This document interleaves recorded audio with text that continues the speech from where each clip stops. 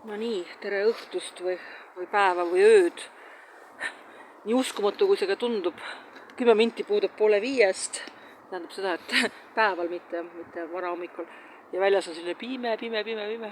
Emajõgi on ka siin.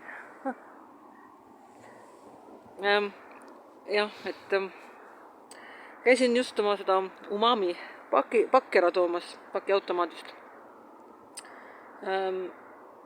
Ja siis natuke selles mustas Delta majas, selles kuubis söömas enne. Mul on vähemalt Korea tšilipastad. Yeah. Oh jumal. Ja Hiina äädikad.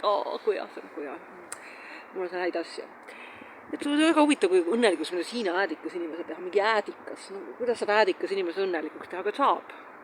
See ka... sööd seda äädikat, siis läheb kohe tujuga heaks. Aga olgu. Ma mõtisklen natuke siin pimeduses. On Tartu aerutamise sõude keskus.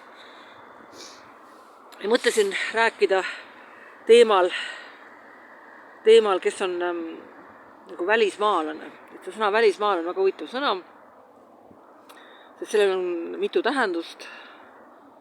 On nagu otsene tähendus, mis on definitsiooniga antud.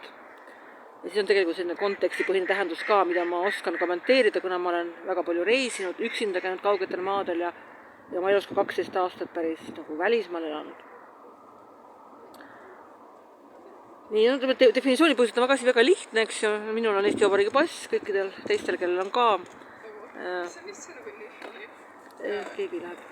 Teistel, kellel on ka Eesti Vabariigi pass, need on ka siis nagu ja siis ülejäänud on välismaalased, jah.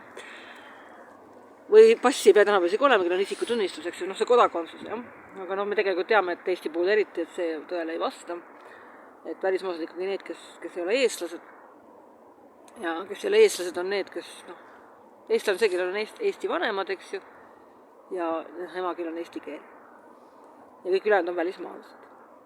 Aga nii lihtne see ka ei ole, sellepärast, et olemas aga selline asi nagu de facto olukord, mis tähendab seda, et kui ma lähen näiteks, ma ei tea, kohvikusse või saiapoodi või üldse avalikus ruumis tegutsen, siis ma ei tegutse mingisugune papüüruse rull või ma ei tea, väljavõtte eesti.ee lehelt kaendlal ja ma tegutsen nagu lihtsalt sellisena, nagu ma olen ja vastavalt sellisena ka võetakse.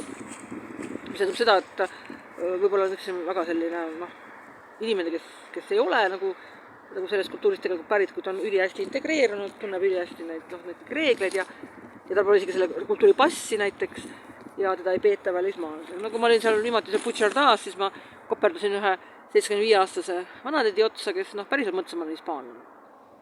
Ja siis, kui ma ütlesin, ma ei ole hispaanlane, siis ütlesin, aga siis te olete prantslane, jah? Ütlesin, ei, ma prantslane ka ei ole. Et selline, ja miks sa seda arvas, sellepärast, et ma oskasin nagu selles ruumis nagu õige kehakeelega olla ja õigesti nagu käituda ja õigeid keeli rääkida ja ühesõnaga selline olukord.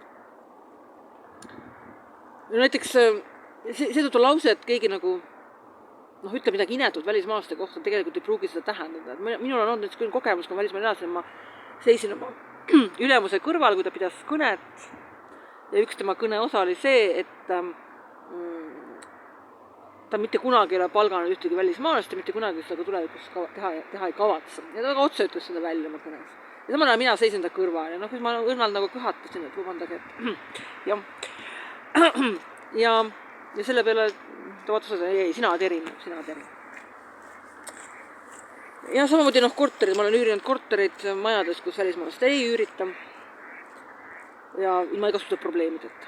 Jällegi, kuidas ma seda teha sain, sest see sõna välismaalase tähendab inimest, kes ei suuda sobituda kohalikku süsteemi. Ja. Hea näide, ütleme, piirivalvurid peaksime ainult passe vaatama, jah? Aga see ka tegelikult tõele ei vasta, sest elu lõpuni jääb meelde, kui ma 2007 töötasin Barcelona lennujaama, siis ülemustasime teksime väikse koosoleku, aga seal mitte Schengeni alal ja mul oli see töötõend, ma sain seal vabalt nagu Schengeni, mitte Schengeni transiidi vahelt nagu tuuseldada, aga tollel ei olnud neid automaatväravaid, eks ju veel.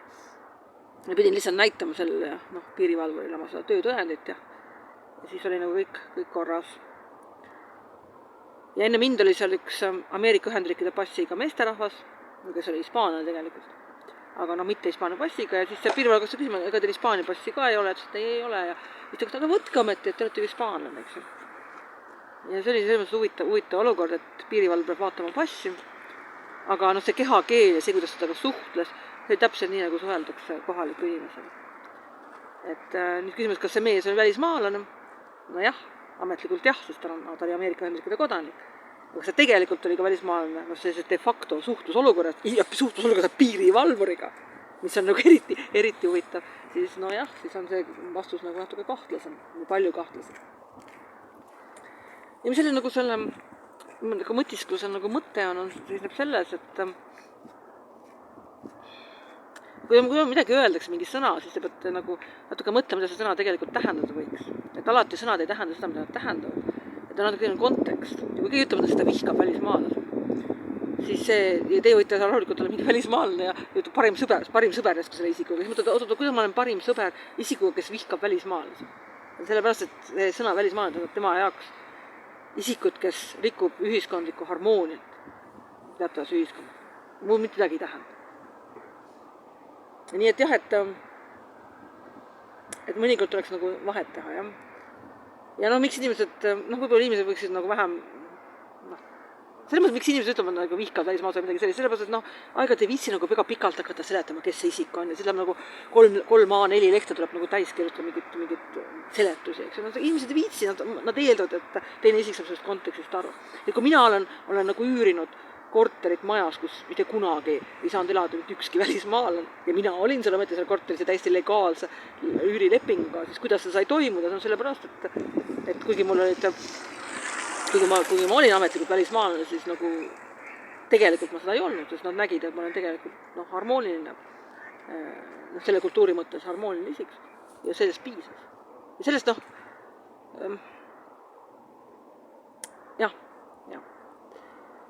Nii et jah, see on huvitav sõna, see sõna välismaalane, see on huvitav sõna, sest Eestis on kindlasti väga huvitav, sest Eestis on isikuid, kellel pole Eesti passi ja kes nagu kontekstipõhiselt ei ole välismaalased. Ja isikutel, kellel on Eesti passi, isikutel, kes on isegi sündinud Eesti passiga, sest seda naturalisatsiooni korras kodakondsust jagatud nagu natuke liiga, mitte natuke, vaid palju liiga leibet.